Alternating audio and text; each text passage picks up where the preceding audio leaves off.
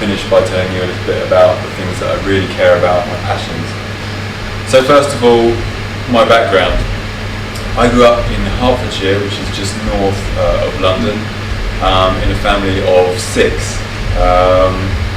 The sort of most memorable thing from my childhood probably was that my dad was a fierce Irish Catholic, and so every Sunday without fail we would drag to church, where we sort of tried to just think of ways to make that slowest hour of the week go quickly. By the age of 16, I discovered my first big interest in life, and that was music, and particularly writing music. I decided to take that a bit further, and I studied music technology at Hertfordshire University, which was a fascinating degree. I think some of the other students were a bit sort of foxed by some of our activities as music students. While they were in their sort of lectures, science lectures, laboratories, they could see sort of these kids walking around campus with big headphones, sticking things down drains, and sort of recording weird noises all around the building.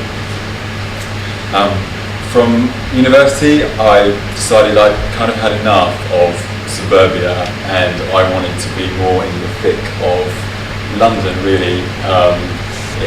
Where sort of things were a bit more fast-paced and a bit more exciting. So I moved down, and this is where I've lived ever since. I started in London working as a copyright and licensing executive for a music publishing company, and from there I moved to my current job, no longer in music, but working for a company called the British Standards Institution. So that's a quick history of my background. And next I wanted to move on to why I'm here at Toastmasters and what it means to me. So the catalyst for me starting here came about a year ago, about this time last year, when a good friend of mine said to me, I'm getting married and I'd like you to be my best man. And after the initial jubilation that my friend was getting married, suddenly a sort of commiseration started to set in when I realised that I was going to have to do the ineluctable best man speech. Over the next few weeks and months, strange feelings of apprehension, sort of mild nausea, moments of slight hysteria started to set in as I considered this quite large task before me. Anyway, time doesn't wait and doesn't stop, and slowly but surely wedding day came. I managed to prepare a speech. It was short.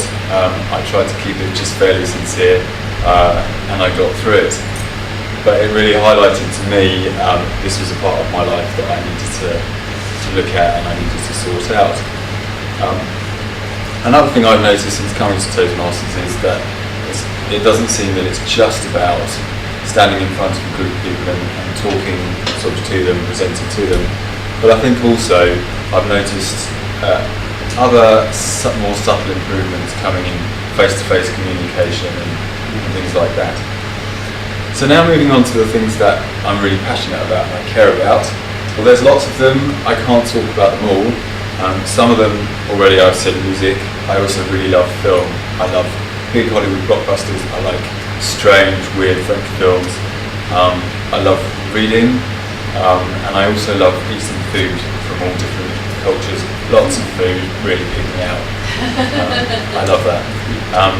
But to quickly focus on two which are really important to me today, those would be travelling and the natural world.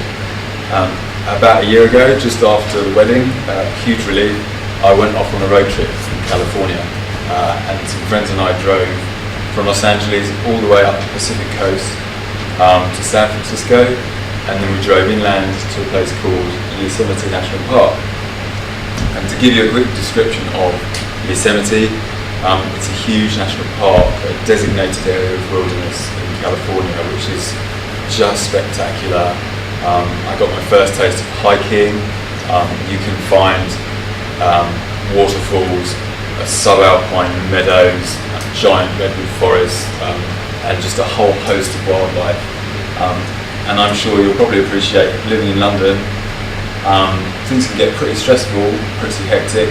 I found that this was, for me, my perfect antidote. So I think I've told you enough of this mass sort of tube of facts coming at you about my life. I hope you found some of it interesting, and I look forward to my second speech and giving it another go. Thanks very much.